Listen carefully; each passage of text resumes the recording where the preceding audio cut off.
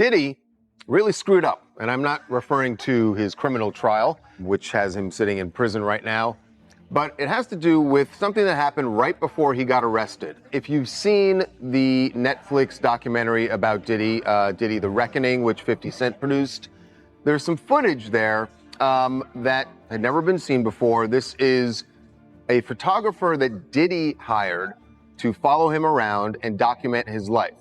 That footage ended up going to 50 Cent. And maybe that's what Snoop went through. I don't know. But let the people know, because it was too early back then. You know, Pac just had died.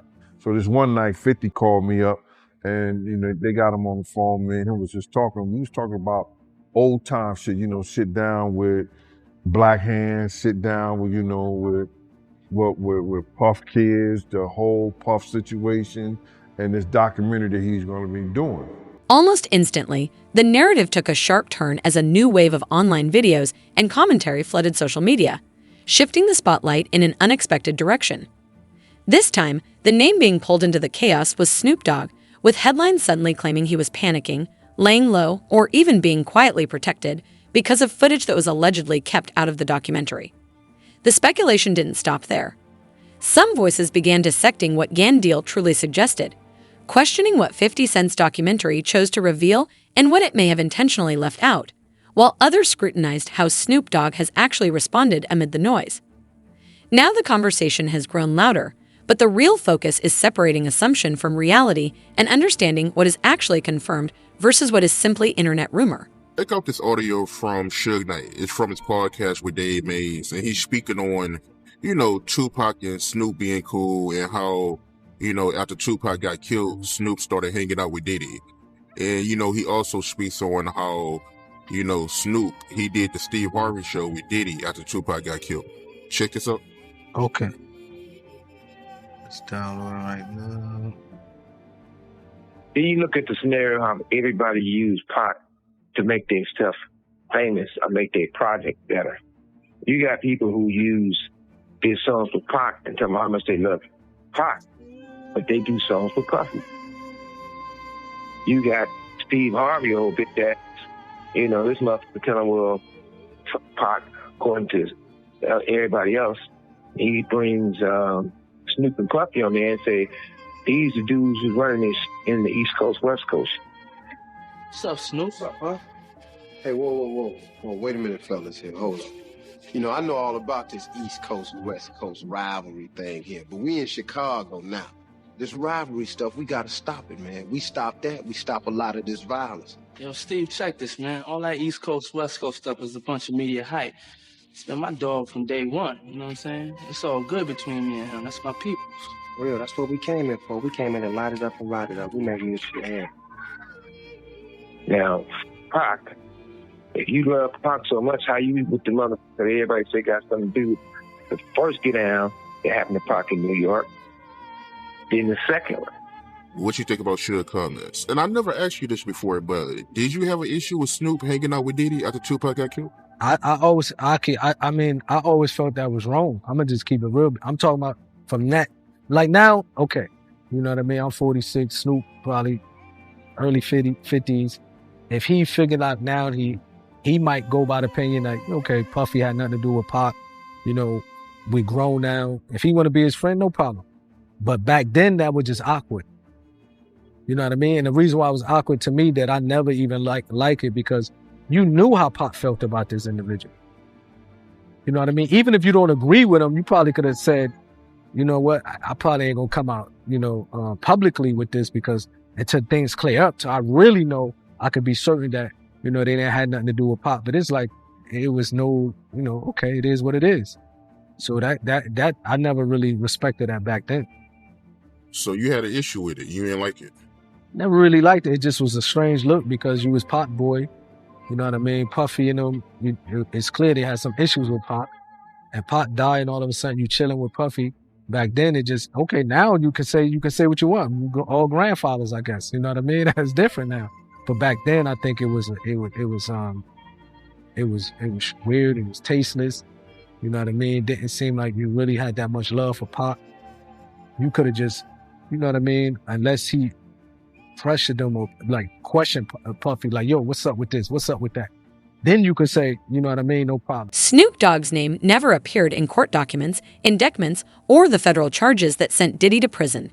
Yet online his name started trending alongside serious accusations. The reason wasn't evidence, it was proximity.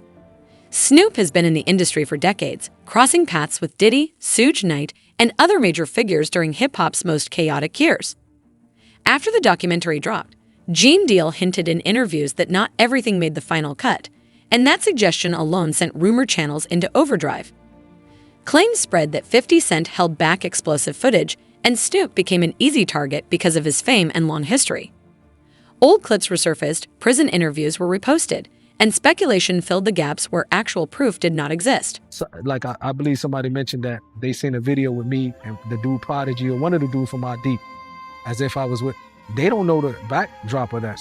I went to his hotel room ready to fight. Like, bro, I'll fight everybody in that room one-on-one. Even if I lose, it doesn't matter. The Outlaws was with me. My homie Tiny, the Mexican homie, was with me. I didn't go there and say, let me get in a video with these guys. I went there knocking on their door, doom, doom, doom. Tell them dudes to come out. What's up with y'all? What's up with you and Pop? You got a problem with Pop? Because we could just fight like man to man, face to face, and then shake hands. That was my approach with them. But when they told me they didn't have no problem, I don't mind being with you. You know what I mean? I don't mind shaking your hand because they told me they had love for Pop.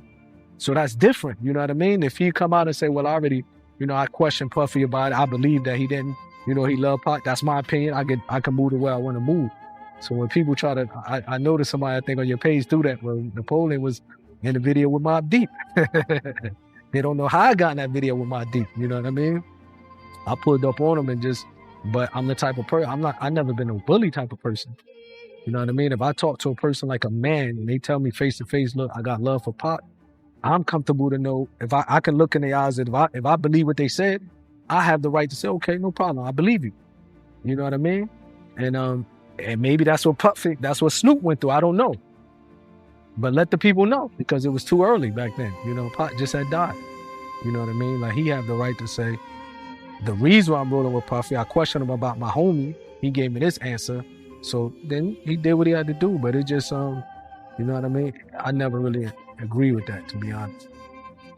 The same way I couldn't be on the stage with him. When they wanted to do that tribute, I just couldn't do it. Like I really felt in my heart, like, man, I can't believe this. This is where things get dangerous. The moment proximity starts replacing evidence, the conversation shifts from facts to suspicion.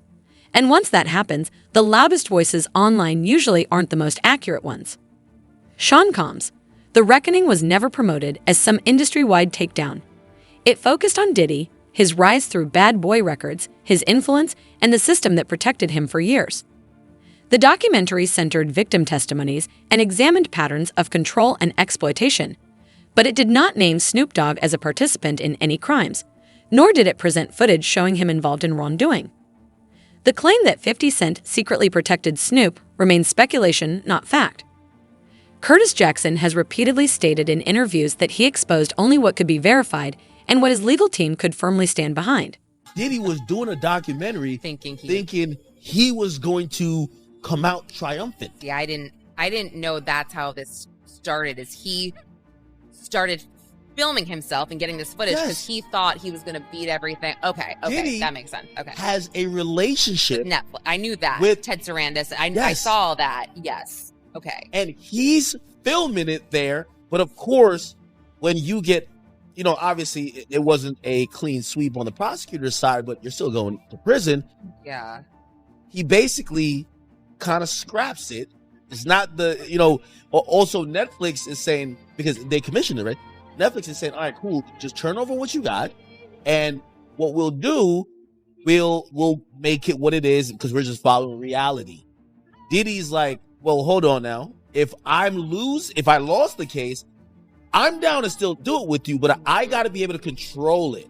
Now, Diddy was probably going to kind of shape this doc to make it look like, hey, this was malicious prosecution. They kind of went really hard at me. Mm-hmm. I'm not a perfect guy, but I am a good guy. Yeah. And Diddy was like, I need to be able to craft it. And Netflix was like, no, you're not. And he's like, well, my question is, did he sign the footage over to Netflix so they own it? Mm-mm. Like, how were they able to do this without his? No, but he didn't pay for it. So essentially, they're calling it a payment error. Oh. So essentially, The deal falls apart, or he's like, "Yo, we're not going to do so this." Awkward. And the people who did the work that have all this footage, they're like, "So wait, you told us to film because this is going to be on Netflix. Now you're saying Netflix doesn't exist, and we're not getting paid because Diddy was going to pay with Netflix money."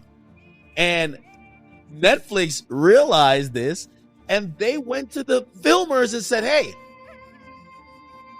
give us the footage." If anything, the documentary showed restraint.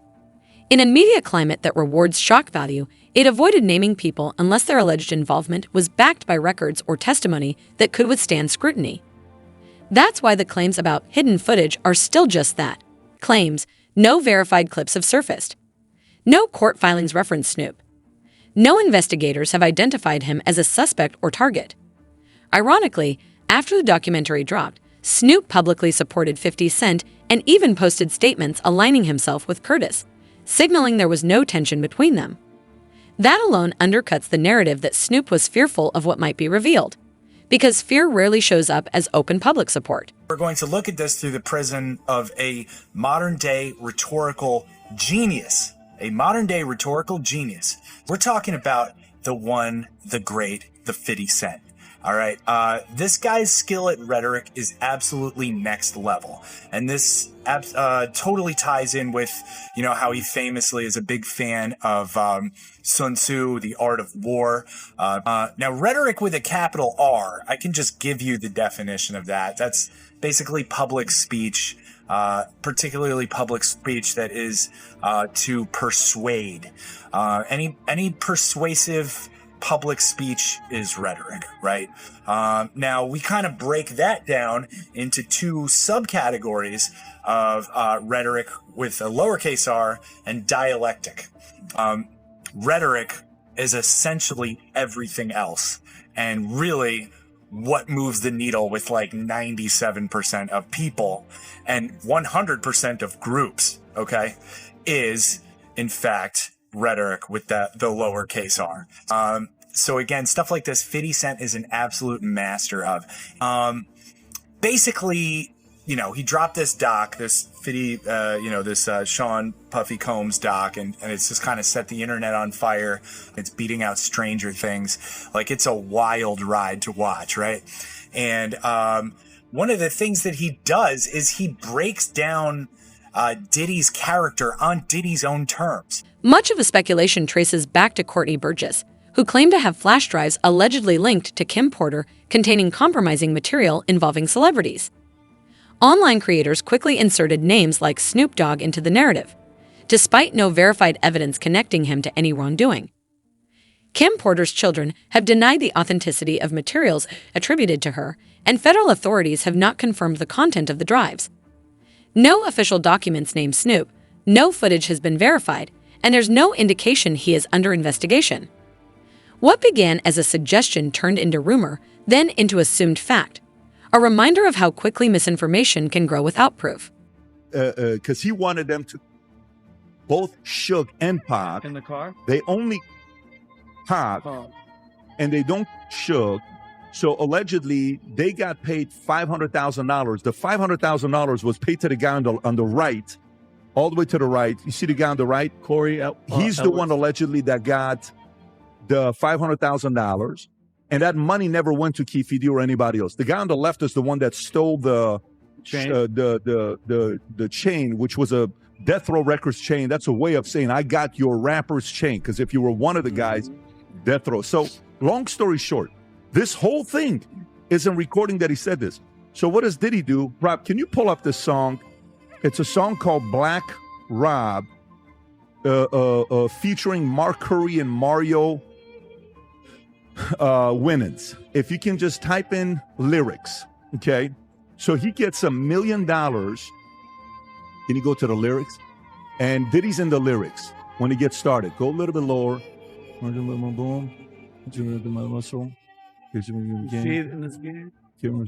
you type in the word in there, Rob? Nice guy. Type Control F, nice guy. Okay, right there. Look at it's 1999. No more Mr. Nice Guy. Been nice too long. I'm just going to start making y'all disappear. Man, first I'm going to take your records off the radio. Then I'm going to erase your social security number, take your birth certificate out, flies. I'm going to do your whole effing family. Ain't nothing but mercy. And then, by the way, in the lyrics, he says, I'll drop $1 million on your head to erase you. Can you type in, I'll drop $1 million, just put Control F. Just go to Google and type this out. I'll drop $1 million on your head. I'll drop $1 million on your head, and just put Diddy next to it. Right there. See, it says Black Rob. What song came up? Phrase. I'll drop $1 million on your head. Erase you and your whole family, biatch. Wow. He's saying it in the song on what he did to get rid of Tupac. What an idiot. For being out there and allowing Misa to come out there to make money, however she was doing it, to feed her family. He vowed down that it's like, yo, I ain't never f***ing with her again, and I ain't never f***ing with him again. Puff and Suge had a conversation behind the House of Blues about was we all right, and Tupac was alive. Tupac wasn't dead. So if it was a war, Suge ain't having no conversation with Puff about we good. I know he could be doing the Hoboken hustle, trying to fool a brother. But had he killed my man or something like that, I wouldn't have no conversation with Puff. I'd been like, yo, you know what y'all niggas done? You know what happened? And it wasn't no conversation like that, brother. It wasn't no conversation whereas that, Suge made Puff feel like I'm going to get you a payback for what happened to Jake. This was more so that Puff, for whatever reason, Suge, for whatever reason, he was mad at Puff. And Puff, for whatever reason he was mad at Suge, it was between them two. It wasn't no whole East Coast wanted the West Coast dead, and the West Coast wanted East Coast to dead, because they still was going out, still chilling, still at places with each other. It was Bad Boy, and it was Death Row. It wasn't no East Coast and no West Coast. West Coast dudes were still coming out on the East Coast getting love. East Coast niggas was still going out on the West Coast getting love. It was Bad Boy versus Death Row. And that's what it was, bro. And it was because of the two CEOs. But Suge tried to straighten it out. I got to get at the Suge.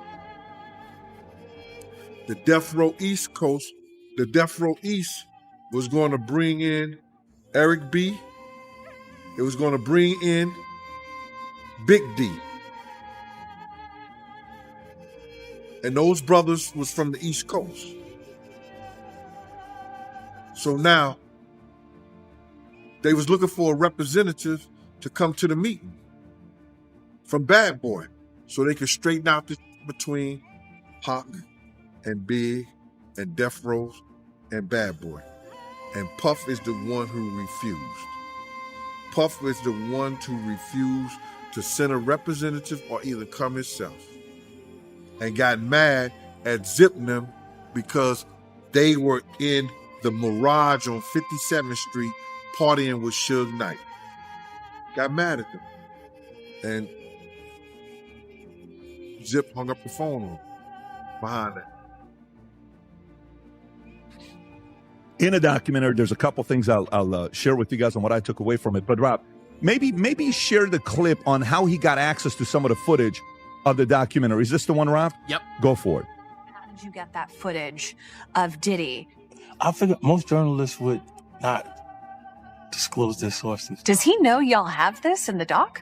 I would doubt he knows. So when this airs, that'll be the first time that his legal team Diddy, that everybody knows that this footage is now seeing the light of day? Perhaps. Combs' team firing back in a statement to NBC News, saying the Netflix so-called documentary is a shameful hit piece and that they relied on stolen footage that was never authorized for release. His team sending a cease and desist to Netflix. Yeah, so that doesn't mean it's not true. Of course. But they relied on stolen footage, okay, is what they relied on. And then they ask about the history of 50 and him, issue that they've had. What's the one you just pulled up, Rob? This is where they talk about the feud, and then I also have 50 Cent talking about Diddy's reaction to the documentary. Yeah, that's so funny. That is so funny. But watch this one here. Go ahead, Rob. How do you respond to people who say that it's more about the disdain that you have for Sean Combs than it is for giving the victims a platform? What they consider a pre-existing beef, right, for 20 years, right, is me being uncomfortable with him suggesting that he takes me shopping, or I looked at it like it was like a tester, like maybe you'll come play with me type of thing, right? And it's not personal. I think it's important to also let people know that the show is not completely the perspectives of people that did not like Sean. We weren't trying to just get the highlights, the salacious details, that the real goal was to storytell. And not everyone needed to have an allegation to be a part of this project. Yeah, I mean, so that's that part, right? The fact that the feud with the two of them, hey, let me take you shopping. Like, you say that to a girl in 50s, like, what are you talking about? Take me shopping. How do you ever flip a mind? You want to take me shopping? And then last but not least, Rob, the other clip you have of 50 is talking about how he thinks Diddy's going to like this documentary. Go ahead, Rob. If Sean Combs watches this, what do you think he's going to feel? Like, wow, this is amazing. I think he's going to say this is the best documentary I've seen in a long time. You can't even hold it. Because you'll see people saying that. I mean, he may feel a different way about pieces and bits of it, but he knows the truth. The real story isn't about Snoop panicking. It's about how quickly narratives form when a powerful empire collapses and anyone who once stood nearby suddenly becomes suspect by association.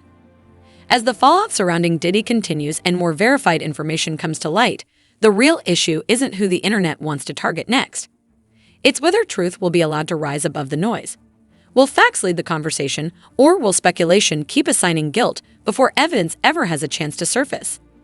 Let us know your thoughts in the comments below. If you enjoyed this breakdown, make sure to subscribe so you don't miss what's next. Until then, stay sharp and keep it real.